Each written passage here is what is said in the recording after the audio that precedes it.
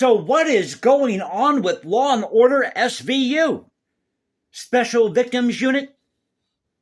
More like they need a special unit to rewrite these shows. So this is an article at Outkick. It's another queer news update, ladies and gentlemen. Queer news update. Well, actually a queer news update, racist news update, woke news update. It's everything wrapped into one. And this is by Bobby Burack. This came out today, the 31st.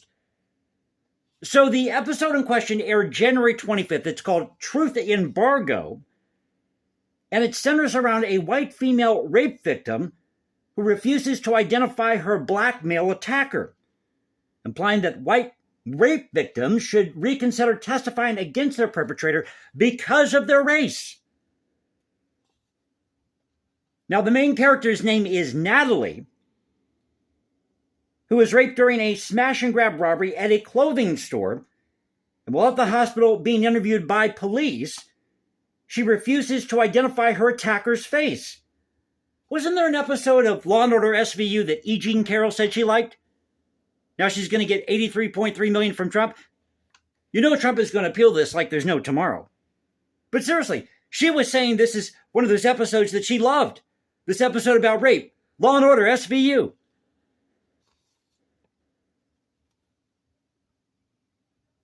So Natalie, this character, is refusing to identify her attacker's face because of his race, even though video shows him taking off his mask before he enters a dressing room.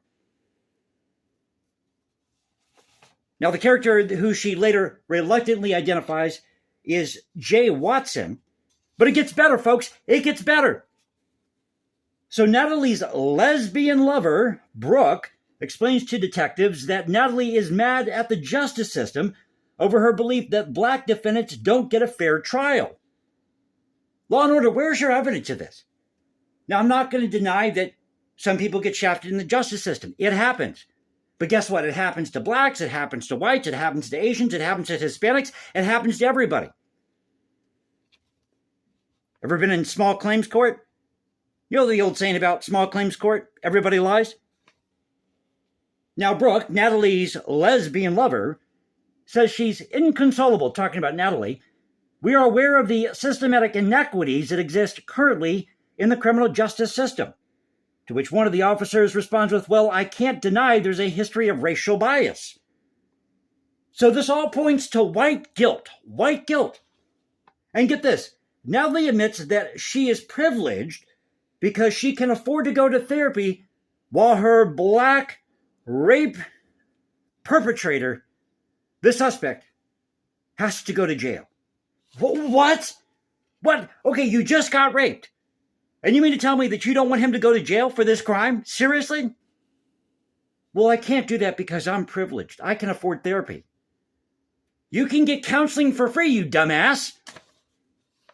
You mean to tell me the writers at Law & Order didn't research this? So she doesn't want to seek justice in this episode. Now, I didn't see the episode. I don't know if it ends on like this, you know how they do a lot of times with these shows, they end on like a question mark. There's a lot of unanswered questions. That's what I meant to say. A lot of unanswered questions.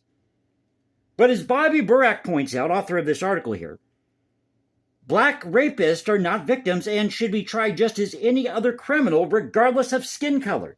Thank you, Bobby. Exactly. Everybody should be treated equal under the law. Lady Justice is supposed to be blind. As I said, I know people get shafted in the system. But generally speaking, Lady Justice is blind. But for Law & Order SVU to go on the air and do this episode, and is this not racist in itself? While you're trying to be woke, you're being racist. Because the character you choose to be a rapist is black. I don't get this. I don't know the logic of these people. I don't get the logic.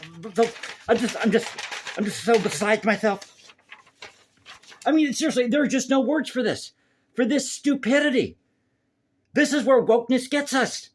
This is where wokeness gets us.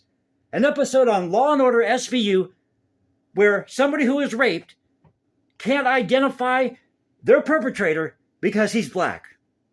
Can't press charges because he's black, even though I just got raped. You're raping the viewers if you ask me. So if you enjoyed the video, you know what to do. You can also follow me on Instagram, hashtag Jason Composes, because I write music in my spare time. I was just saying that tongue-in-cheek, okay, YouTube?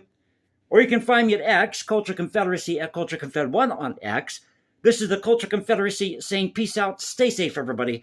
God bless this thing called the United States. And you know how we do it here. This is where the past crashes with the present. I'll catch you next time. And you all have a great Wednesday night.